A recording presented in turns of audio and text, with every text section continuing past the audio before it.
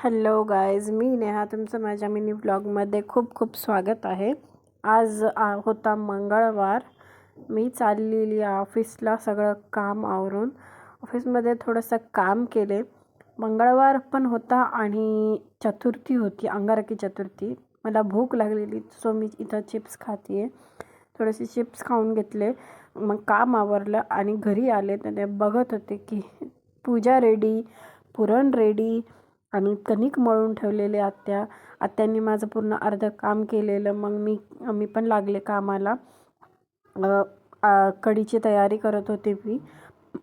मसाला वगैरे इथं तयार करून घेत होते आणि तोपर्यंत आत्या मोदक पण तळून घेत होते.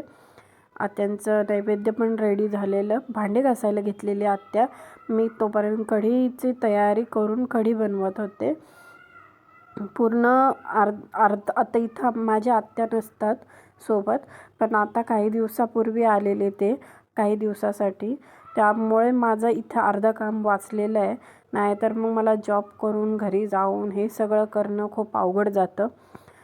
आता आत्याने पूर्ण अर्धं काम केलं, त्यामुळे माझं खूप वाचलं. आणि आता कढीला इथं फोडणी घालत होते. कढी मस्त झालेली, कलर छान आलेला कढीला, टेस्टला पण छान लागली. सगळे बोलत होते थोडंसं आंबट झालेली पण छान झालेली. मग मी लगेच पुरणाच्या तयारीला लागलेले, पण आत्या बोलले मीच करते पुरणपोळी. काही 4 पुरणपोळ्या मी करते, मग नंतर तू कर. मस्त इथं पुरणपोळी रेडी केली आत्याने. बघा कशी फुगती आहे टम्म अशी.